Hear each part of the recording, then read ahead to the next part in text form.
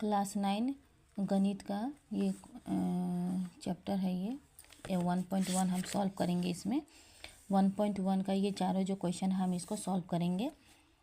पहला क्वेश्चन देख लीजिए।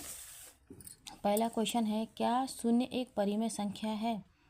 क्या आप इसे p बाय q के रूप में लिख सकते हैं, जहाँ p और q क्या है? पूर्णांक है। पूर्णांक का मतलब हो गया इंटीजर्स, और q क्या है? 0 के बराबर नहीं है। तो हम किस तरह से लिखेंगे इसको? हम सॉल्यूशन में किस तरह से लिखेंगे? हाँ, शून्य क्या है? एक परिमेय संख्या है, क्योंकि इसे संख्या रेखा पर हम प्रदर्शित कर सकते हैं और इसे q बटा p बटा q के रूप में लिख सकते हैं।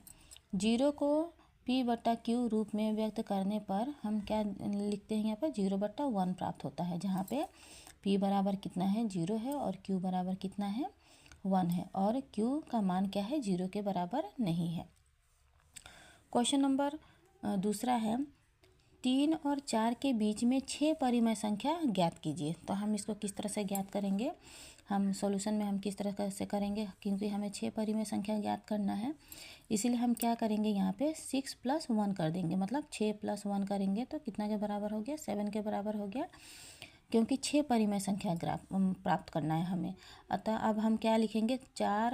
3 और 4 को परिमेय संख्या के रूप में किस तरह व्यक्त करेंगे? परिमेय संख्या मतलब रेशनल नंबर p/q के फॉर्म में। तो हम 3 को p/q के फॉर्म में कैसे लिखेंगे? 3/1, और 4 को किस तरह से लिखेंगे? 4/1।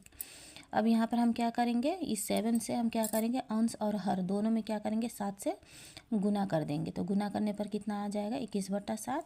उसी तरह 4 को भी हम गुना करेंगे 7 से अंश और हर दोनों में, तो कितना आ गया? 28/7।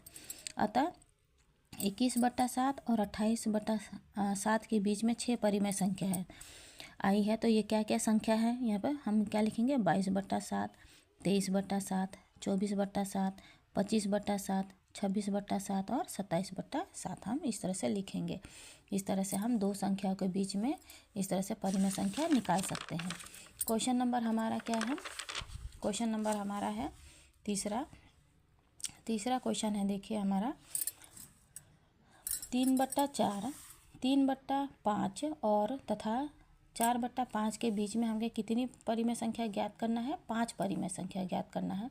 तो इसीलिए हम क्या लिखेंगे सॉल्यूशन में? यहाँ 3/4 और 4/5 दोनों के हर क्या है? समान दिया हुआ है, और हमें कितनी संख्याएं प्राप्त करना है? 5 संख्याएं हमें प्राप्त करना है। तो इसलिए हम क्या लिखेंगे? 5 + 1 कितना के बराबर हो गया? 6। अब हम ये तो p/q के फॉर्म में है, तो इसीलिए हमें इसमें कुछ नहीं करना है। अब हम अंश हर यहाँ पे हमें पता है, तो इसलिए हम अंश और हर में दोनों में 6 से मल्टीप्लाई कर देंगे।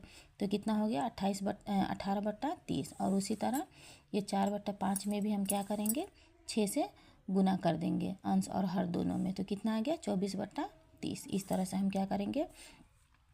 कर लिए। तो 18/30 और 24/30 इन दोनों में से कितने परिमेय संख्या हम निकाल रहे हैं? 5 निकालना है हमें।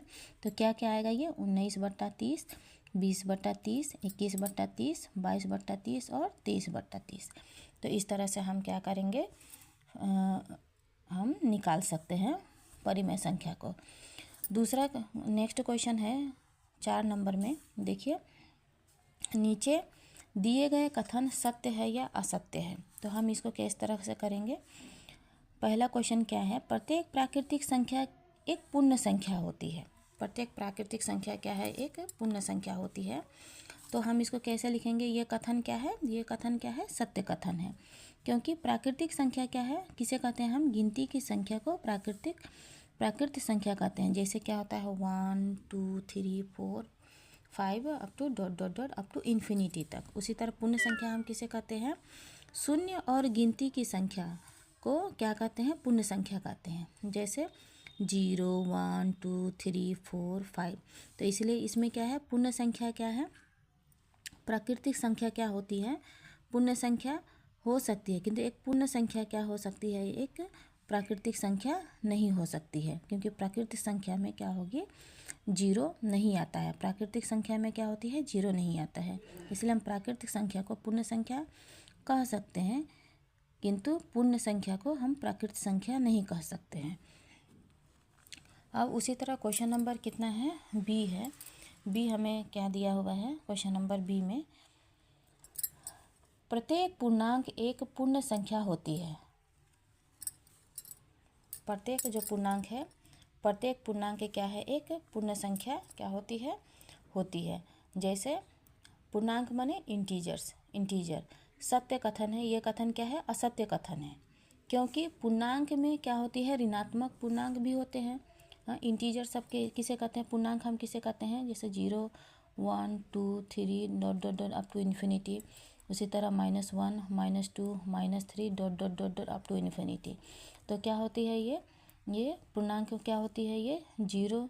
इसमें ऋणात्मक संख्याएं भी होती हैं, धनात्मक संख्याएं भी होती हैं, होती है। इसलिए अब पूर्ण संख्या में क्या होते हैं, 0 से लेके 1, 2, 3 अप टू इन्फिनिटी तक, इसे क्या कहते हैं, पूर्ण संख्या होती है। इसलिए हम क्या कहते हैं, ये कथन क्या है, असत्य कथन है। तीसरा क्वेश्चन है, सी नंबर का क्वेश्चन है, परिमेय संख्या एक पूर्ण संख्या होती है। जो परिमेय संख्या होती है वो क्या होती है, एक पूर्ण संख्या होती है। इस कथन को हम कैसे लिखेंगे यहाँ पे, ये कथन जो क्या है, ये कथन क्या है, असत्य कथन है, क्योंकि परिमेय संख्या में अन्य कई प्रकार के संख्याएं आती हैं जिनको पूर्ण संख्या के जैसे प्रदर्शित नहीं किया जा सकता है। परिमेय संख्या किसे कहते हैं, रेशनल नंबर। रेशनल नंबर में क्या होता है, कई प्रकार की संख्या होती हैं जिनको हम क्या कर सकते हैं, पूर्ण संख्या के रूप में नहीं लिख सकते हैं।